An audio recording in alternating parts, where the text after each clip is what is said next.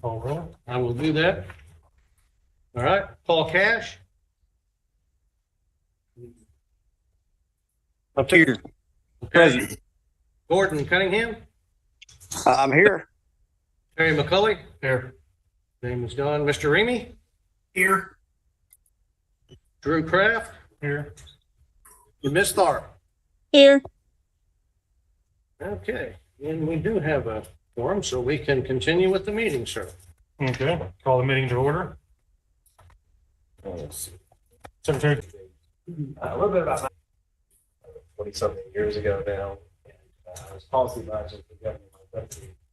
So I actually came to this building as a policy advisor for him for several of these board meetings 20 plus years ago. And I used to be able to say that I've been coming to this building since the chairs they used to have in this room were in style, but that as well since passed, and we've updated the purple or teal or whatever chairs they were. Yeah, the teal had to go. Still No, have the purple had to go. We kept some teal. but, I've been associated with this industry and this board for a long time. I've been secretary for 2 years since Governor Sanders appointed me to this position. I think I have one of the greatest jobs in state government. But when we went through transformation in 2019, as you know, the LP Gas Board, where I was at that time, the old gas commission, the Division of Environmental Quality, Geological Survey now called the Office of State Geologists, Division Control and Ecology Commission, all came under one umbrella for the Department of Energy. And I remember in 2019, I would pull up at the building, and there were these two trailers sitting there in the yard, and they just sat there. And for the first few years, they probably didn't bother me too much, but I would sit there and look at them. And I didn't know what they were at that point in time. I didn't know why they were there. But after a period of time, and after I became part of the executive team and kind of moved on, I started thinking, we've got to find something to do great. Because what I found out is that they were actually purchased with grant money from the Arkansas Energy Office and used by Pulaski Tech for a period of time. For whatever reason, Pulaski Tech had kind of ended their program, the workforce training program they were doing with it, and had given them back to us. So we didn't know what titles were, we didn't know what they were, so we kind of set on this almost 5-year mission now of what can we do with these trailers? They're valuable assets somebody could use, but there has to be some good use for these things. So I think this donation reflects our commitment to strategic resource allocation, workforce development, and strengthening a critical industry in Arkansas with the LP gas industry. So we found out how the trailers work. We actually had to go through the process. We got the title. We actually had to get clearance from literally a federal project, get clearance from the federal government to be able to donate or do something else with these trailers because they were purchased by federal funds. And along came the Arkansas Propane Gas Association. And we think this is a great partnership that allows you to utilize a valuable asset. We appreciate what you're doing with retrofitting these trailers to be able to use them for workforce training, for helping Arkansans be safer. We appreciate your partnership with this, and we're happy to make this donation. And happy to see these things go to good use. And also, I don't have to see them when I go into the building anymore with rotten tires. So I'm thankful for the work that y'all are doing, and we're glad for this partnership. And I just wanted to officially acknowledge our giving you of these two trailers. So Let's stand up there, Tony.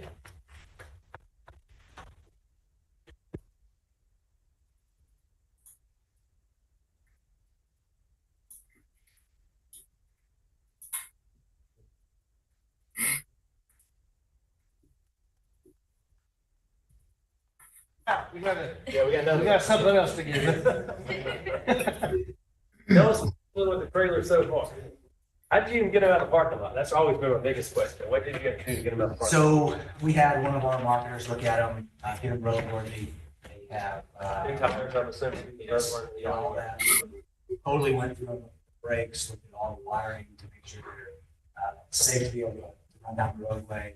And so at this point now we all start planning exactly what or how we need to look on the inside, so then we can start the whole process, as you mentioned, putting those trainings out for our industry and any other industry that will benefit here in the state of Arkansas. Right. Thank you. While we got Luke up here, as the board knows, you all voted to issue a grant to the association to be used for training in the amount of $35,000. Now, we're going to go ahead and do this because we're all here today and it's an opportunity. But I've already told Luke, the funds are not here. They won't be here until 7/1. And then we got to find out, the best way to transfer. But we wanted to go ahead and take care of this opportunity. Drew, as chair, if you would go get the big check and get your picture snapped with Luke.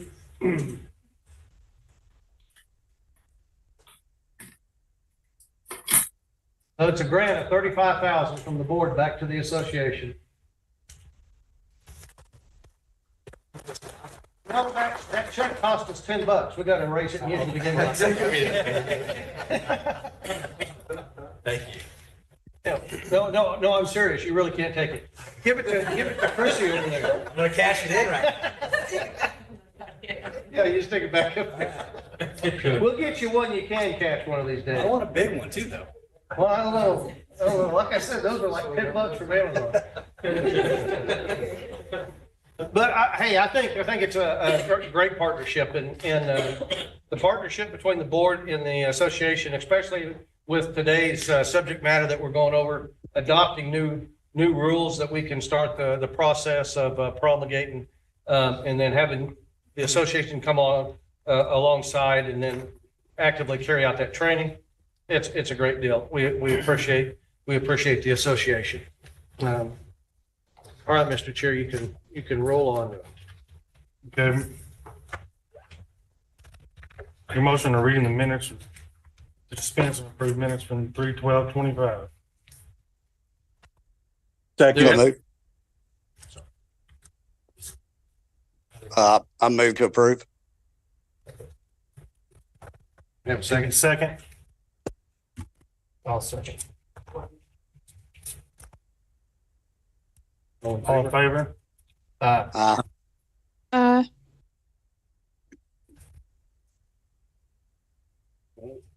Okay. Motion carries. Motion carries. No. Any clarifications? We do not have any class 1 permits for a board meeting today. Would you like me to go ahead and share the permits that we have issued 2 through 10? Yes. Okay. So we've got a class 3 Skipping Rock RV out of Fayetteville, a class 3 Shady Oaks out of Harrison, Lift Truck Service Center, a class 3 out of Little Rock, and Chrissy corrected my pronunciation, Boucher's of Pocahontas. How's that supposed to be? Buckeyes. It's spelled Bucheits. Buckeyes of Pocahontas. And Broach Hardware, another class 3 out of Hampton. All those were class 3s. And then we've had 3 requests for territory expansion. Anderson Gas and Propane out of Bergman for Benton and Washington counties. Sun Gas out of Damascus for Clark County. And Ozark out of Garfield for Claiborne County. And that's all the permits and territory expansion since our last meeting, Mr. Chair. Kevin, on the territory expansion, is Anderson operating under Anderson or Scott now? This is the brother of Don. This is Doug Anderson, and he did not sell. Okay. And his business is out of Bergman. I think his home office is out of Bergman. Yeah. So that's the one. That's the Anderson that wanted the territory. Got you. And yes, all of the April, all of the Anderson is operating under Scott now, or are they still DBA Anderson? We have officially changed over. You have officially changed. Okay. So all of the locations that had previously been DBA and Anderson are now operating as Scott. Thank you. Okay. Are there any other matters coming before the board? There's one that we know of with Luke, but we'll take care of that in a little bit, unless there's anything else. I move that we accept the applications. Second. Second. All in favor? Aye. uh, Uh,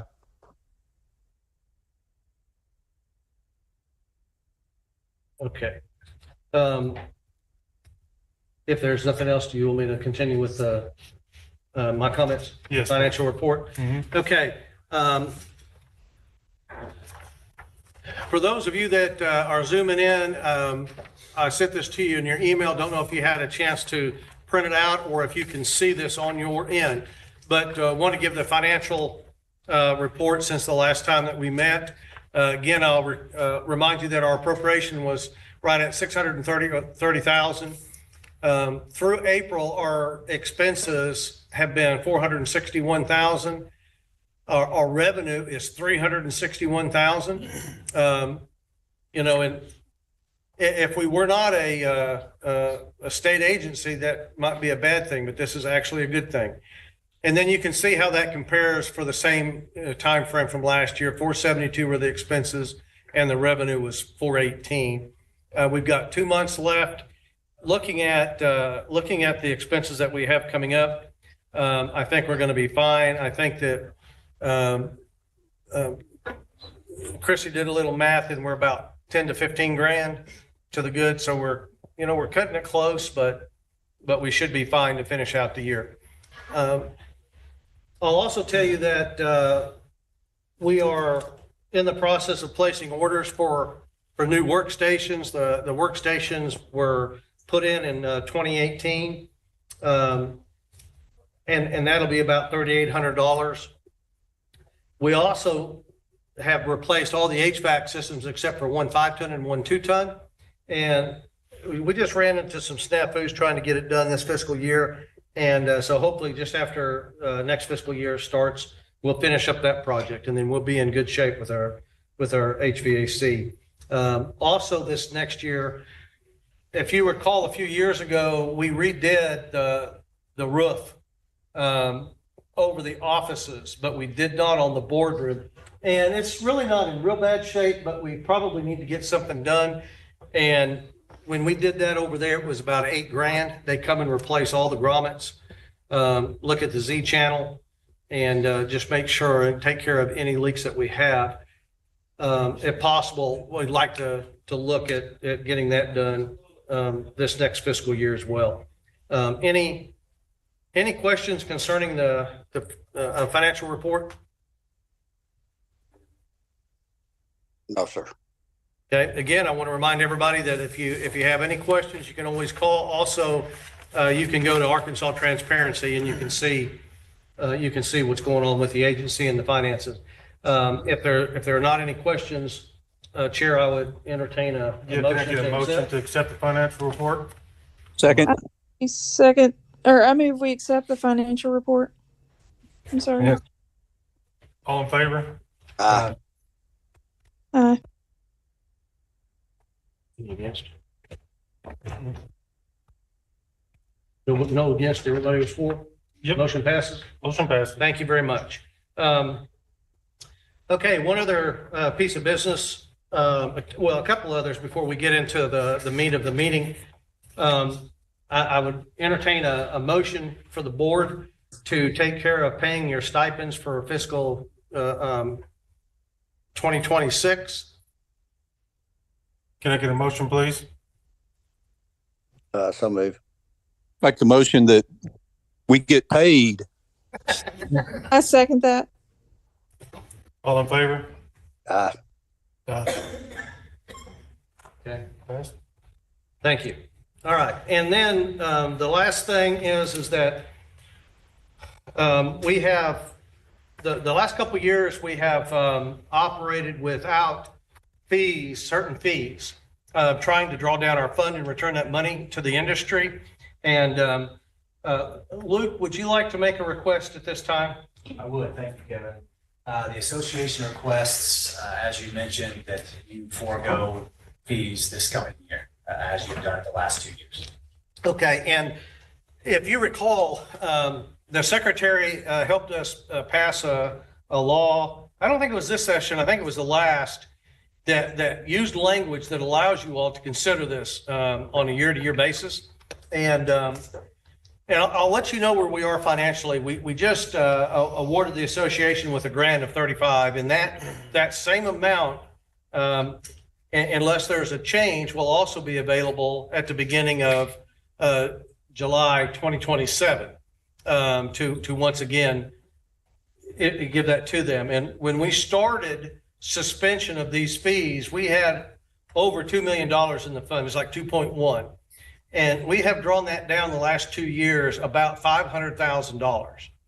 And I don't know that this is written in stone, but I think that it is good fiscal policy that an agency keep in reserve a couple of years worth of funds. So I think there's a couple of ways that the board can view this.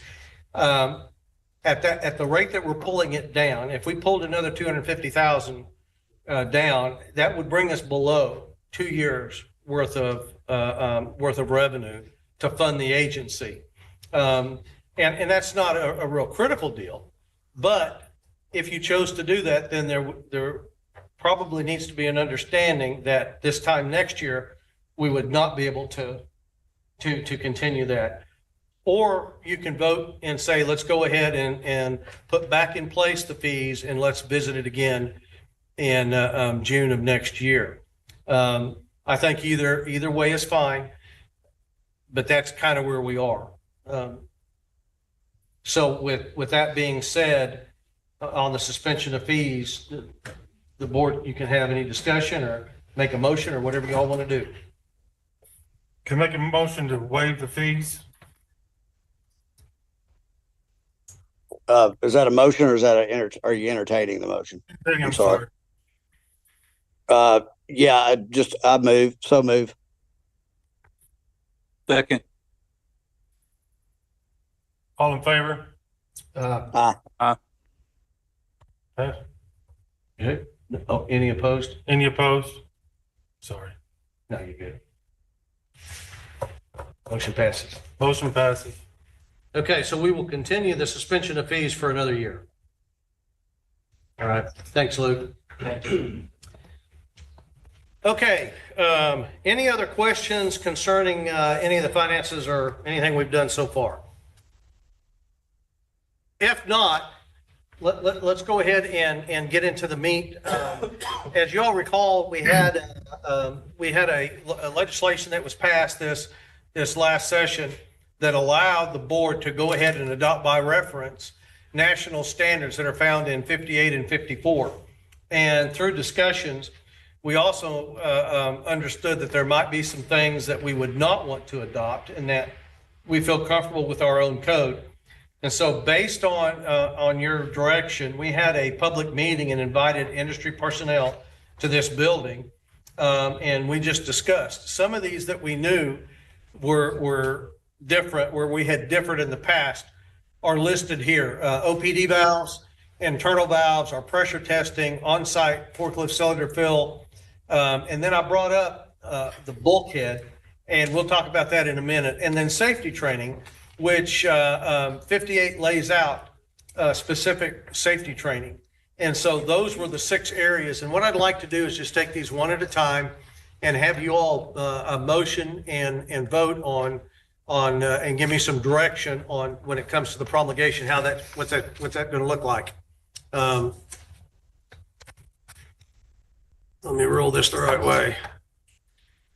Okay, so OPD valves, if you all have your PowerPoint in front of you, the new rule, which is really not a new rule, this came out in the 1998 edition of 58 that required OPD valves to be in certain cylinders, like 5 pound, or this says 4 pound, up through 40 pound, that was used for vapor service. The state has never enforced this rule. And so filling a 20-pound cylinder without an OPD valve in it was not illegal in the state of Arkansas. We've never addressed this other than to say it's not required in the state. The information that we got from the public meeting is that the industry would like for us to recognize this in 58. And when you think about it, I don't know how many 20-pound cylinders for vapor service that you can even purchase without an OPD valve in them. they've been around for so long now, that's going on 25 years or something. So the proposed rule based on information from the industry is just to adopt 58 on this and let it just let it go. And then it would be illegal to fill a cylinder without an OPD in the state of Arkansas like it is in every other state in the nation.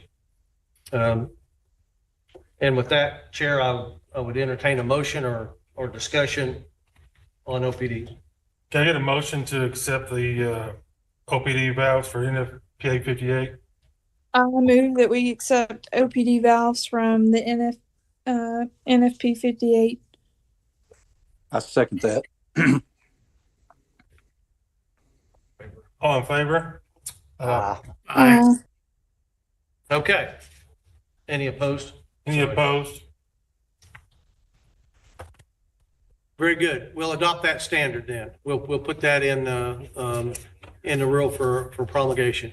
Okay. The next one are internal valves, and this rule was part of 58, and the mandate for retrofitting tanks in those states that had already adopted 58 was July 1st of 2011. We have never required internal valves, and the way that the board handled this in the past, prior to me coming on board, was if your bulk plant existed prior to that time, then you did not need to do anything. But if you broke the plumbing, or you took the storage down, or you added additional storage at that time, then it would have to be upgraded to the NFPA requirement. And then any new bulk plants that were built in the state would have to adhere to 258. So that's been kind of the rule, and keeping that just the spirit of that, talking with at that public meeting with the industry, everybody was comfortable with maintaining that instead of when we adopt it, immediately everybody that does not have a storage tank with an internal valve have to blow that thing down and put an internal valve.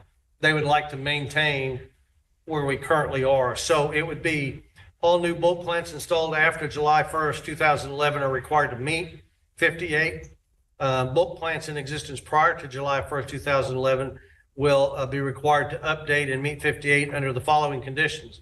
The bulk plant or storage is moved within the state, additional storage is added, and then this has always come up. And so I just I want you all to, this to be part of the rule. If all you're doing is putting a kit in the pump, to me, that's not breaking the plumbing. We shouldn't require the storage to be blown down and a lot of money spent just simply because you've lost efficiency in loading the bobtail. So that's the proposed rule, to maintain the status quo as it relates to internal valves. And I would entertain a motion for this rule. Can get a motion to accept the internal valves on bulk plants? Almost. Second.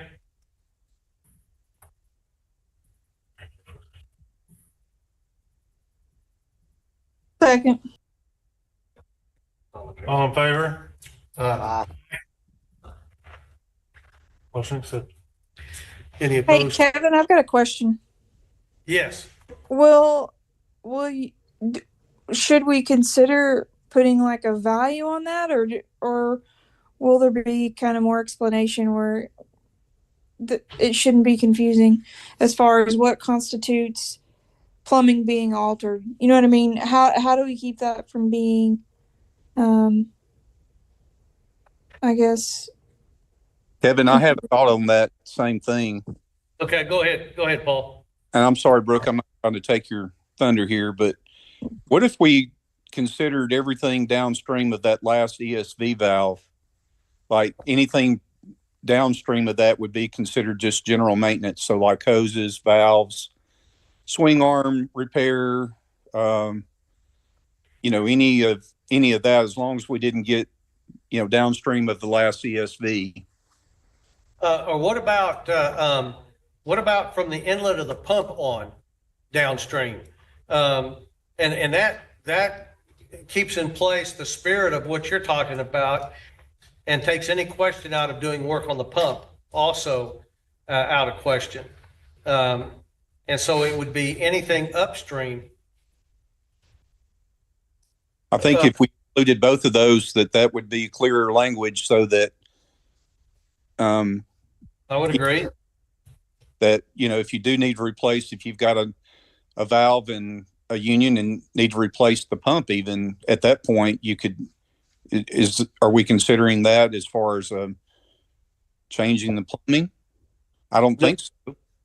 I would not. I would think, because when a pump has reached the end of what if you had an old Blackmer that was so old that it didn't have a liner? Easy. And so the only option you have at that point, if you've lost all your efficiencies, is to replace the pump.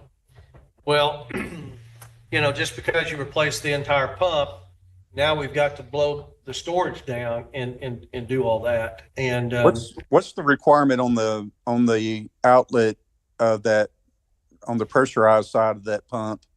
How far?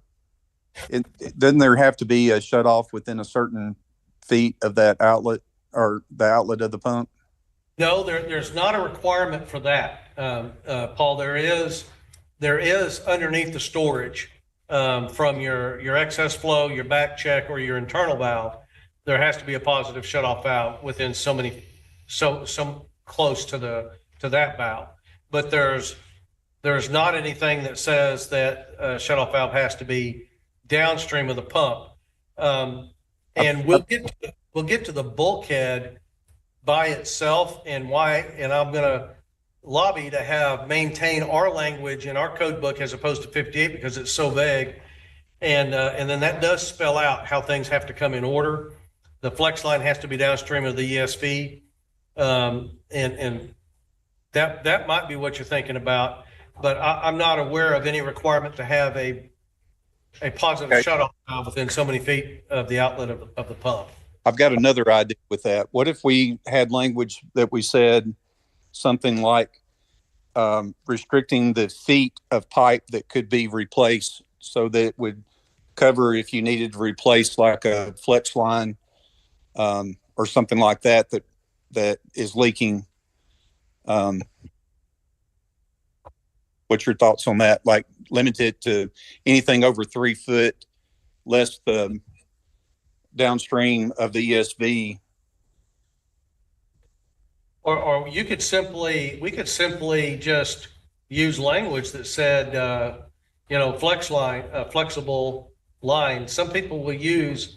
Most people use steel braided flex hoses in between the storage if it's a multiple tank installation.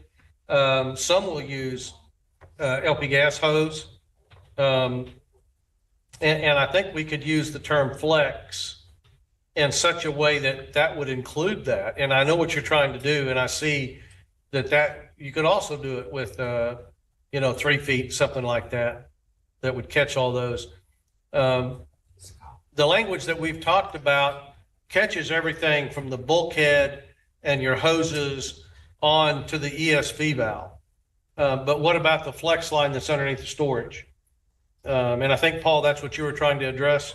Exactly.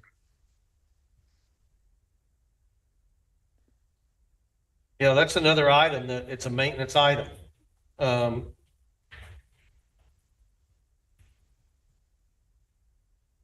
would be all. What do you think, Terry? I kind of like the inlet out. I mean, if I've got to go that far, I'm just, if I have to rebuild it, I have to rebuild it.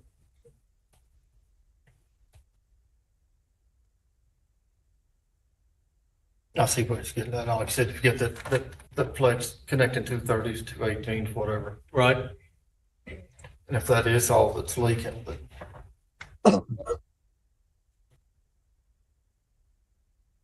it's been there long enough. I have problems, so might be time to fix the rest of it. All right. So Paul, could you hear Terry?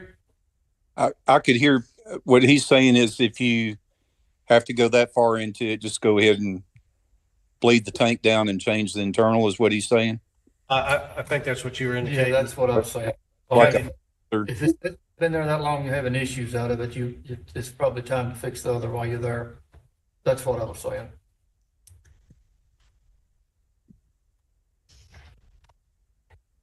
Gordon, what do you think? I'm thinking. I'm thinking the latter sounds very expensive and not necessarily dangerous, but very consuming. And when do you, just the fact of when do you do it? Yeah, and most of the states, and depending on the direction that you all go with this, whenever we promulgate these rules, there's going to be a financial component that we'll have to turn in with this. Because the governor wants to know if you're passing a new rule, on my constituency, on people of Arkansas, what's this going to cost? So I think we have to keep that in mind. But every other state that adopted 58, and Luke, maybe you can share, like Missouri, I guess in 2011, they just said, everybody blow your storage down and put internal valves in. Yeah, I mean, I would imagine, I don't quite remember back that far, but I would imagine there'd be some kind of a grace period. But at the end of the day, yes, you'd have to comply and get all that up to speed. Yeah, and I can tell you the difference in Arkansas, because I was the Arkansas salesman for Gas Equipment Company, and all these other states were selling internal valves like mad, and the Rego guy wanted to know why I wasn't. Because it's not a rule, dude. I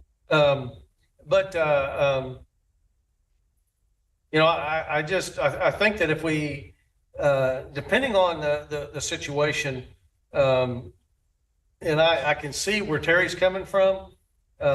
There's some storage that the excess flow valves have been in the tank for years and years and years. And there is cost involved. I would guess that for every 30,000, you're in excess of $5,000. Would y'all agree about $5,000 if you're going to blow down to 30,000 and put what's a 3 I'd inch? say a little more than that. Okay. I can tell you this. That one I got, A little bit. it is gonna cost me about 46. 4,600? 46,000? I'm gonna rebuild it. Oh, I'm you're, gonna fix it. okay. So yeah, the expense is quite considerable. So you're getting Scott to do the work and you're gonna pay him that is, Wrong side of the state. yeah, so there can be quite a bit of an Yes, expense. there is. Now you're completely redoing them. Yeah, You're hiring a third party to come in. Yes. Yeah. But I like the thinking that, what if we just use language, from the inlet of the pump downstream and any flexible components? You good with that, Terry? I like that. And then that allows them, if there's a flex line that is connected a couple 30s, 18s or whatever. Okay, so I'm going to be devil's advocate here. We're in the middle of winter and a flex line blows. How am I going to get my transport full when I've got to now figure out how to bleed my tank down or get the gas that's in the tank out? No, Paul, I think what we're saying is with what I just said, you would be able to replace that flex without. Yeah, that's where I was coming from with the idea anyway. Right. Just like, when do you do it? Most of the time when you have a flex line go out, let's face it, guys, we're probably not very proactive on changing those just because we want to just run down there and go change something. Now, I would agree. And it's going to happen when there's a transport unloading more than Exactly. Yeah. It's the only time it's ever happened to me is when we were unloading the truck. Yeah, that's when it'll happen, when you've got pressure on the system. But what I just verbalized would allow you to do that and not have to blow down the tank and put internal valves in it. I guess I just want further discussion with that, what you were saying. I back you up on that. That's, I got you. Okay, I'm sorry, I didn't catch where you were going. Okay. Yes, and so if that happened, then you would have the ability to shut off everything underneath the tanks, blow the line down, replace that flex, and get back in business and continue on.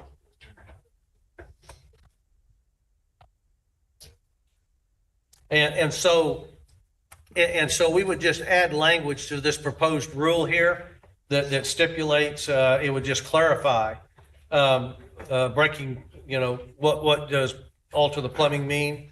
And we would put language in there that would say, anything upstream of the inlet of the pump, with the exception of flex lines.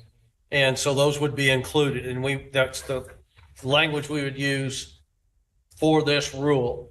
And then it would be, the motion would be to accept the proposed rule with specific language for altered plumbing.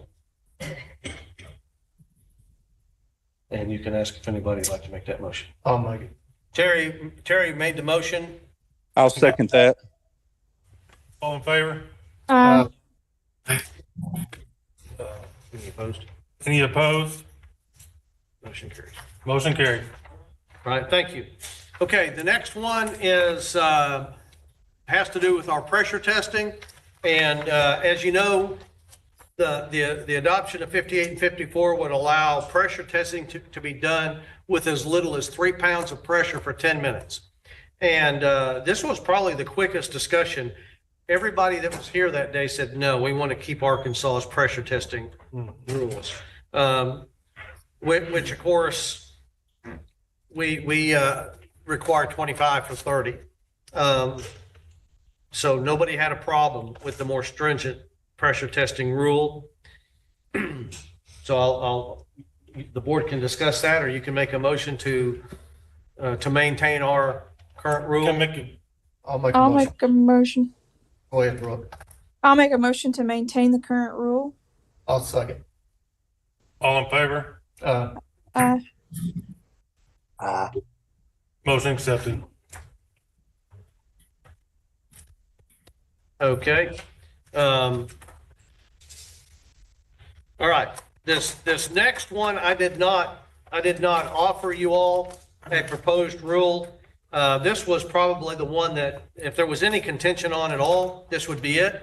Arkansas, our code book for a long time has just had by itself a one sentence in bold that says filling forklift cylinders from a bobtail is prohibited. And so it's never been allowed in the state. This is done wildly in every other state that's 58 state around us. At the public meeting, we had mostly it was multi-state marketers that were here asking for this rule to be changed. We had one independent that was here that asked that the rule remain the same. The safety issues were discussed at length. And then since that public meeting, I've had two, both were independents that called that would ask that the rule stay like it is right now. So, does anybody have any questions about what we're talking about? The idea of taking a bobtail onto a consumer's property and filling each individual forklift off of a bobtail, not using scales.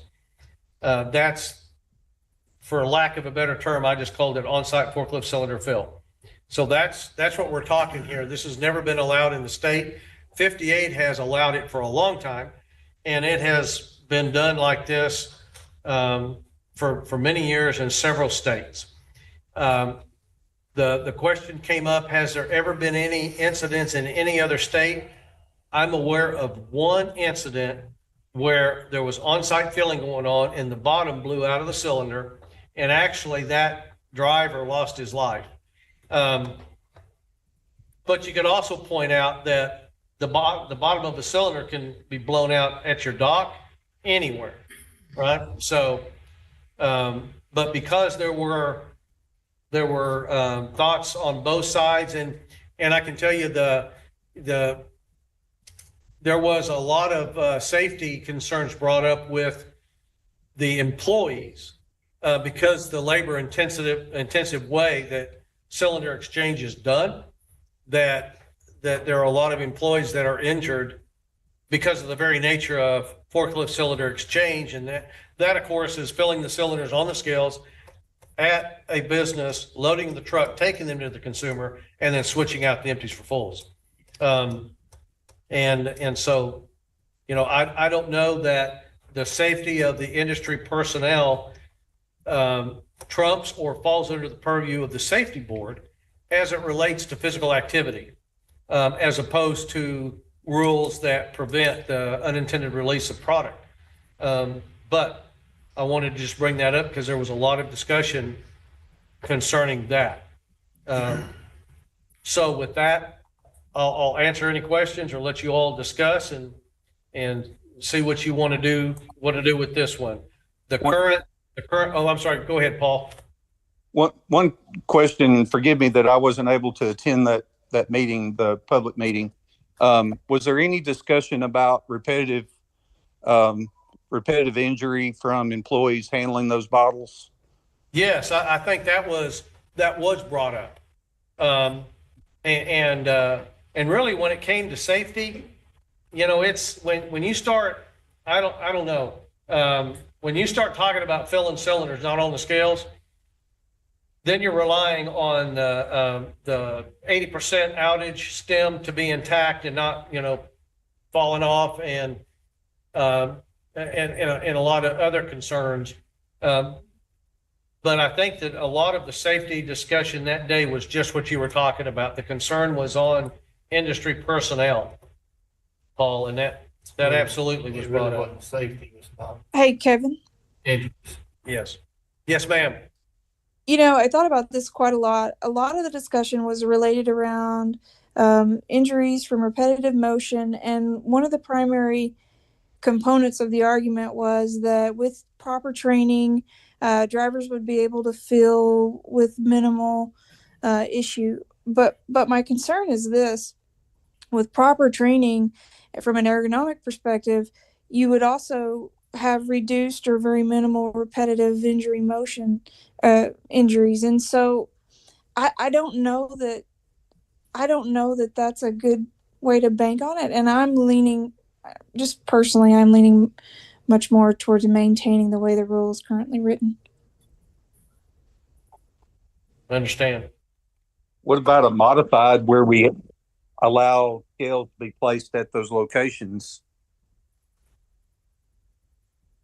and filled from the truck?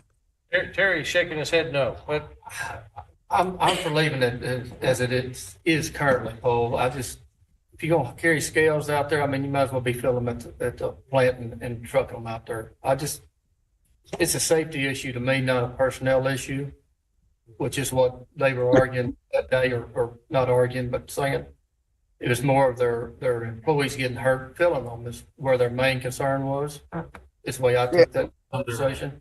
Yeah, I gotta agree with that, Terry. I agree with Terry on that. I think it's, and this is coming from a sales guy, so that says a lot. So I just think that there's some definite safety concerns, and Paul, I appreciate your creativity on that, but I think it's, you're looking at some serious concerns off a truck. Yeah. So that's my thoughts. Mr. Remy, what's your? My concern is that, putting the truck out there doing it, I don't feel comfortable with it. I like the law we have right now, and I would vote against it if we did it the other way. I want to keep the present regulation that we have in the rules. I'll make the motion. We keep the current rule as presented. Second. All in favor? Any opposed?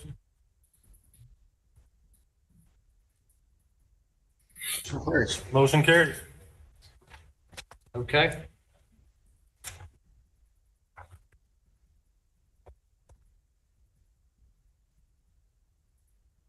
Okay, in 58, if you start doing hunting and you start looking for bulkhead, it's going to appear as part of the motor fuel installation, taking a 5/16 stipulated line through a firewall.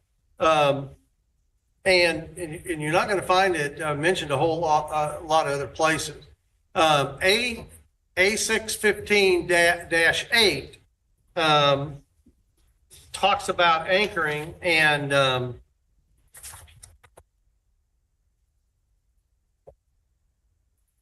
sorry, I hit the mouse. There it is.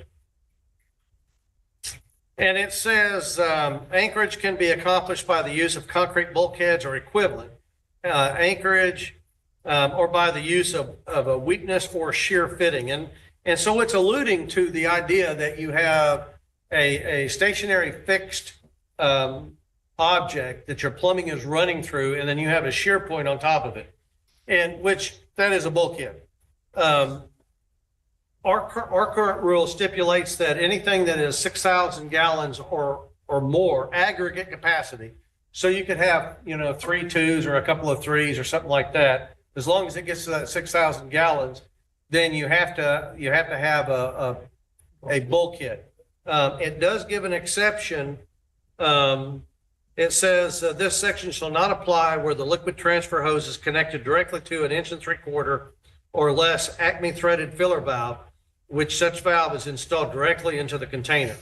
And then it goes on and it talks about the makeup of the bulkhead, how it has to be built, and then as the piping, and then on A over here under the current rule, it says piping through a bulkhead should be secured to the bulkhead to prevent shifting. Piping shall terminate through the bulkhead with a Schedule 80 pipe color and a 12-inch length of Schedule 80 pipe. And it goes on. So, and then it says the bulkhead should not be less than 10 feet from the container. And that's been our rule, and I think that it has worked quite well. I think it spells out more than 58 does on this subject. I would ask that you consider the proposed rule that says stipulates what I just read. Go ahead. You want to slow it down? Oh, I'm sorry. There you go. Thank you. Okay, so what I would like us to consider, and what I've always found, what I've always been leery about is that part in there that allows a 6,000 gallon tank or larger. And say you've got a 30,000 gallon tank and you've got an 1 1/4 coupling welded in it, and you just simply screw a filler valve in it, and you start filling this thing with a bobtail. We've all had the guts fly out of a filler valve. Typically, it's with a 1,000 gallon tank or smaller. And it's a bad deal, but it's not 24,000 gallons of liquid that can come out. I would like us to consider removing that from the language, that it would not allow a large bulk storage tank to be filled directly through a filler valve, that they all must be filled through a bulkhead. And then I put in here, the bulkhead design shall be approved by the board and shall be of concrete or steel and anchored sufficiently to prevent displacement of piping. So when somebody proposes to put in a bulkhead, then I or one of our inspectors will be able to see that design. There are a lot of bulkheads out here that they call a bulkhead that I've seen, we've all seen. And they're basically a piece of channel with a hole in it. And the chances of a shear point working properly in the event of a pull away, the hose is going to pull in too before any nipple would ever break off. And so that's what I have in the proposed rule that would necessitate the board looking at the bulkhead to make sure that it has a proper shear point. And then spelling out, even in addition to that, piping shall be secured to the bulkhead by means of a Schedule 80 threaded coupling welded to the top plate. A minimum 12-inch Schedule 80 nipple shall be installed on the truck side of the bulkhead to provide a shear point. And then we'll have a diagram similar to what we have in our Orange Code book now that shows the layout. We'll require the flex lines to still be downstream of the ESVs in case one of those has a leak or blowout. We can get that shut off. And then we would require a bushing that is screwed into a welded coupling and then the nipple attached to that. And I'm going to say that 95% or more bulkheads have been installed in Arkansas for the last 20 years. This has been the design. I would just like to put that in the rule going forward. So with that, I'll answer any questions or entertain any motion, whatever the board's pleasure is on that.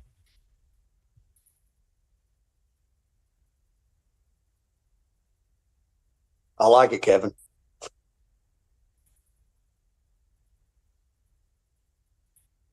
You like it well enough to make a motion?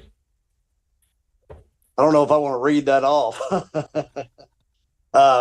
I can so move it. Yeah, I'd so move what Kevin said. Or if you want to read it, Kevin, and I'll back it up. You can just say, I so move to adopt the proposed rule on bulkheads. I so move that we approve the what was it again? On bulkheads. Sorry. Yep. My apologies. Second. All in favor? Aye. Motion carries. All right, thank you. Okay, and then the last one has to do with safety training. And in 54, in section 4.4.1, it spells out the type of training that is required by industry personnel. As you know, in the state of Arkansas, we have required a 40-hour school for new employees to attend that within 1 year of employment. Then we've required an annual safety meeting, and that's been all of our requirements. So we're moving away from that to a initial, reoccurring, and annual training scenario that 54 requires. And so our 40-hour school, which we're proposing it go to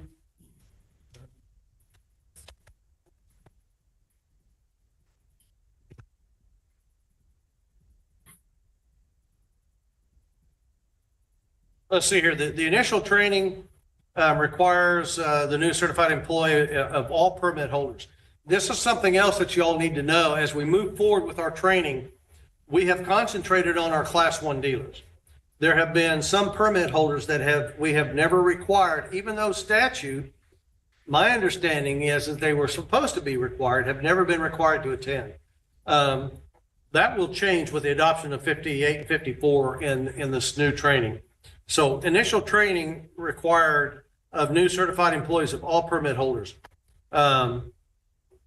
Initial training consists of A, Class 1 employees at least 30 hours of board-approved instructed classroom training is required within 1 year of employment. So that will take the place of our 40-hour school. Class 2 through 10 employees at least 6 hours of board-approved training. A board-approved curriculum based on a national industry standard protocols. D, successful completion of the curriculum will be demonstrated by a test score of at least 70%. Based on examination. And then E, training may be provided by a board-approved, recognized safety organization. And the board has always talked in terms of partnering with the association to put on that training. That's the initial training. The reoccurring training. Reoccurring training will require every 3 years for all certified employees of permit holders who have previously completed the initial training. Reoccurring training must consist of at least 6 hours of board-approved instructor-led classroom training. So every 3 years, your employees would be required to go through this recurring training, 6 hours, board approved curriculum based on national industry safety protocols. Successful completion would be, again, 70% based on an examination. And then again, training may be provided by a board approved recognized safety organization. Again, we'll be looking to partner with the association for that. And then the annual training will be a little different. Right now, we've got a safety meeting, and y'all know this year we had the annual training that JC put on. The VP of the association went around and did the training. And JC, what was it on? DOT, yeah, rules. And that was held in a classroom setting, much different than what we're used to for our annual training. So that's what we did this year. And really, guys, I had nothing but 100% positive. I had nobody call that said, what are we doing? This is terrible. Let's just go back. Not one call. I'm not saying that there's not somebody out there that's thinking that, but they didn't take the time to contact me. But there were people that took the time to contact me to say how they thought the training was really good. So I appreciated that. So the annual training going forward will be this. Annual training consists of at least one general safety meeting attended by all certified employees of permit holders within each 12-month period. Annual training must consist of A, curriculum based on industry protocols. Permit holders shall have broad discretion in determining annual safety meeting curriculum. B, testing and scoring is not required but encouraged.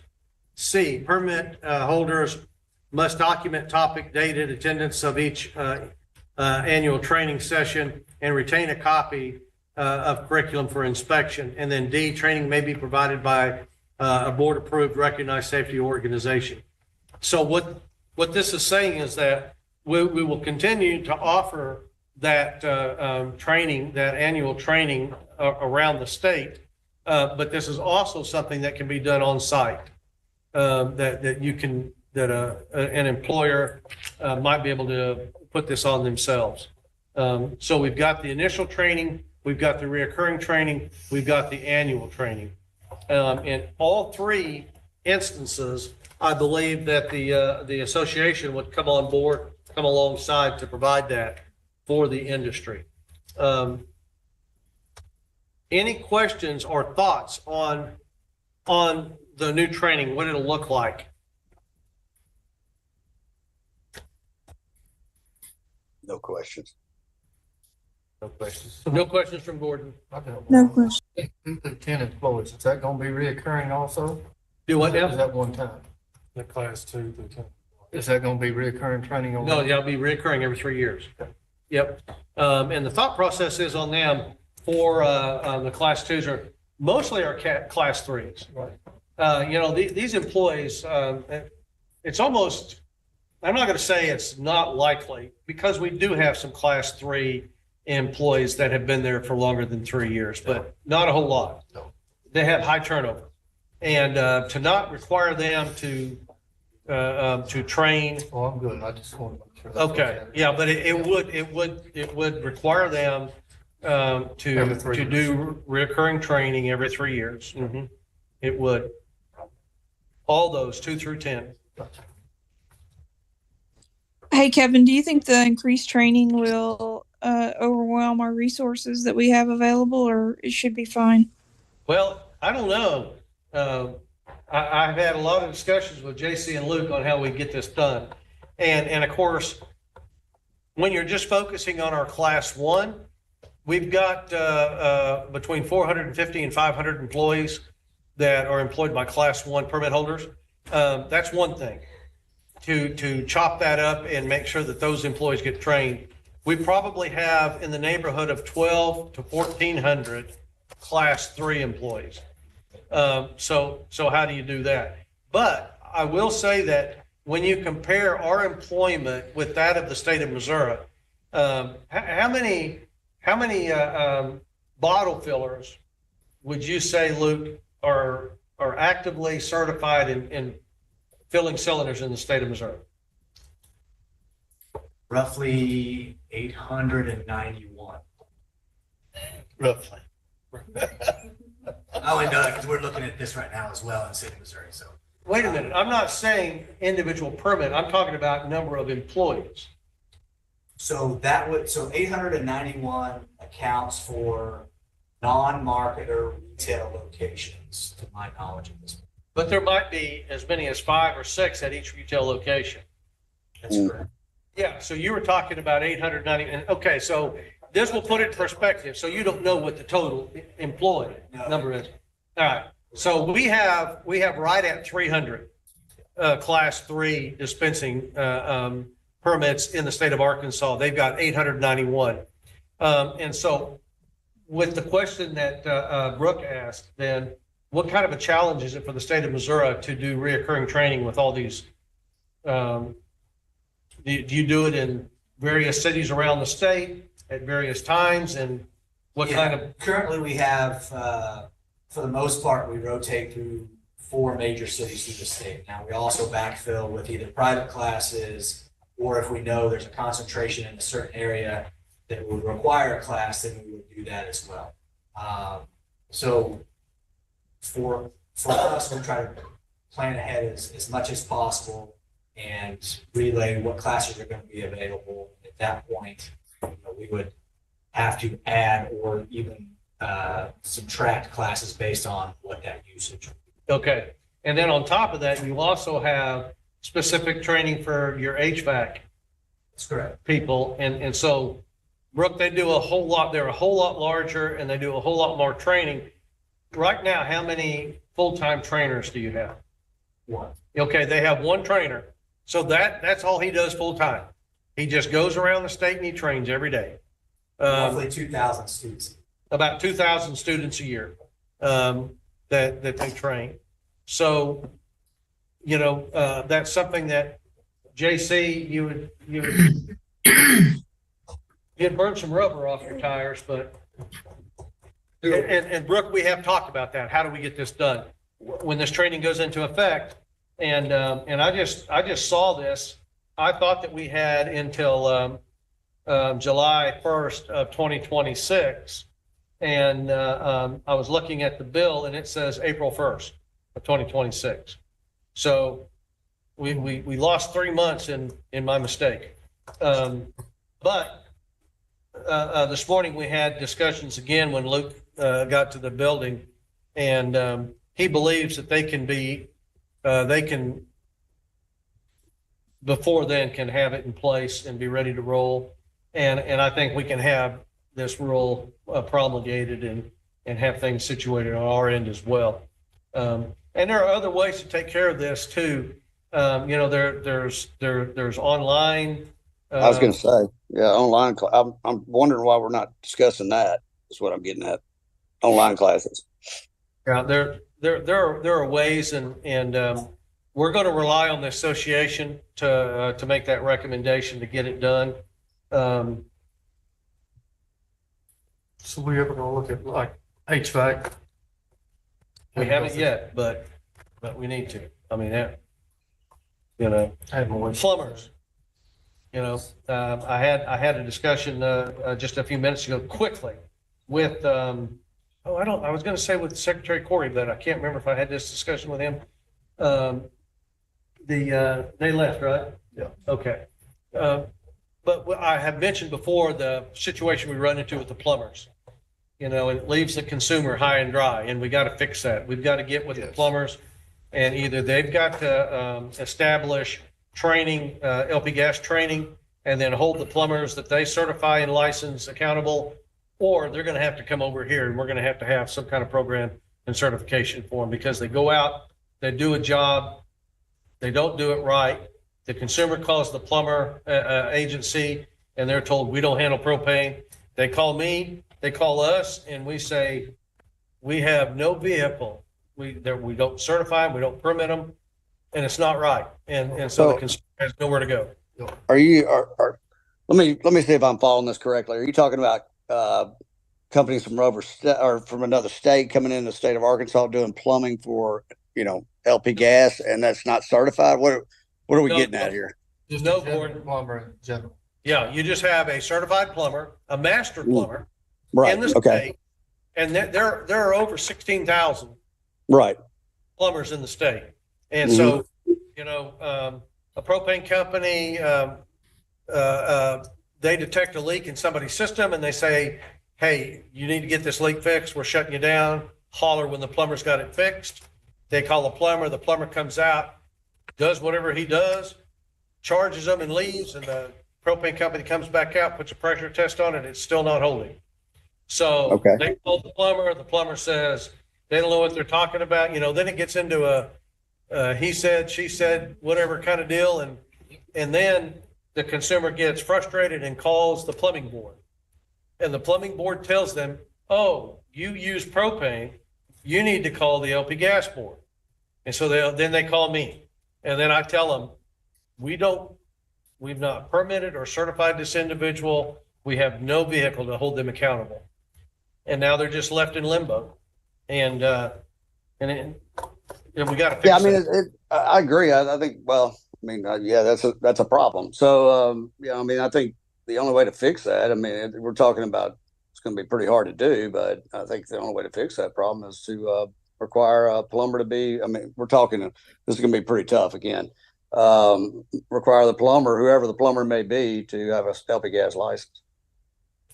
And that's one way, or they can include training on the plumber side for LP gas, and then they will hold them accountable. One of us has to do it. Somebody does. And then they'll probably take legislation to make that happen, you know, so we're at least 2 years away from being able to take care of that. But I think we got to have something in place before then to be ready to go. But those discussions, I met the gentleman that is over the guy that was there for years retired, and there's a new guy over there, and they seem open to discussions, but we'll need to get the secretary and the Secretary of Labor in the loop, and you know, start working through that process. But yeah, yes. and again, Kevin, I think there's multiple states that, including one I know very well, that you can't do any kind of LP gas plumbing without you can be a plumber, but you have to be a licensed, you have to be licensed with the state to be able to do LP gas. Work on LP. Mm-hmm. Yeah. So, I mean. Oh, sorry, Gordon. I was just going to say, fine. going back to our proposed rule specifically, Kevin, you think that we have enough resources and to adequately get the expanded workforce trained? I believe we do. I think we're relying on the association, and Luke is shaking his head yes, that they can handle it. And I think so too, because they've been handling it with a much larger workforce than we have for a number of years, many years. And they've got the VP of the association, JC, lives in the state, and he's going to be the designated trainer. So if they can do it up there with one, we should be able to do it down here with one. I believe so. Agree. But unless there's any additional questions or anything to be added, then I would entertain a motion that we accept the proposed safety training. I move we accept the proposed safety training as written. Second. All in favor? Motion passes. Very good. Okay, with that, I do not, that concludes the agenda, Mr. Chair. Here are the titles and the keys for those trailers. Or JC, I guess, you got them here. I guess you can take the titles, he take the keys. But unless there's anything else. Is there any other items the board wants to discuss? I have one question now that we've done all this. When will this go into effect? Well, there is a lady that I'm looking at. Kevin, there's a rulemaking process that y'all have initiated, so we're going to start putting pen to paper now. we have to go through the process. There's a packet that Pete Albert with our office will work with Julia on. Correct. It'll have to get approved through the governor. It will come to you guys. Once it's approved by the governor, we ought to go through the final rulemaking process. There is a public participation aspect of that. There is. There's another public hearing. Yes. And so I don't know if y'all can hear Dan, but the next step, David, will be, we'll take your direction based on your voting, and we will incorporate that in some draft language, and E&E Legal will take that and properly formulate it. And then the secretary will sign off on it. It'll be sent to the governor. The governor will sign off on it. Then we'll have to have a public meeting during that course in time. It'll have to be in the paper. There is a written promulgation process that every rule in the state of Arkansas, regardless of agency, has to follow. And we'll follow that. And then once all that is done, then it will go before the legislature subcommittee. What's that called, Dan? The Rules Committee. It's just called the Rules Committee. And then they'll approve it. And then once that happens, then we can file it with the library and wherever. Yeah, it has to be, once it's officially approved by the Secretary of State, stamped, it's final. Okay. And then it finally goes to the Secretary of State and gets stamped. And then it's an enforceable rule. 6 months, 8 months? We've done some in 3, we've done some in 8 months. It really depends on how quickly you can go through the public participation Somewhere around 6 aspect and how months. quickly you can get in front of the committee. Right. Some of those committees meet monthly, sometimes they don't meet 3 months, depending on the time of year. So I don't want to give you a specific date and lead you astray. Yeah. And y'all have seen that the last time that we did this, but we did it at the wrong time. We did it with, the Hutchinson administration was outgoing. Yes. And Sanders was coming in and everything was up, and it took a long time. So I don't think it'll take as long as, and Dan, it did, it took forever. And that's kind of what's on their mind. I don't think we're looking at anything like that because now we've got, the governor's been over there for a while and there's people in place and move things along. But I think that I can get what you all need pretty quick. Where you all can be massaging it and then doing your thing. But anywhere from, 3 to 6 months, maybe. Hopefully by the end of the year. We'll still, if we can get it done before the end of the year, that'd be fantastic. We'll do what we can.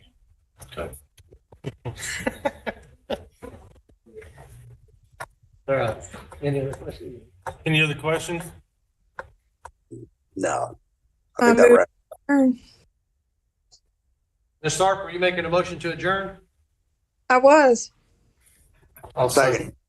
All in favor? Uh, I appreciate y'all so much, taking the time and being with us. Y'all have a blessed day. All right.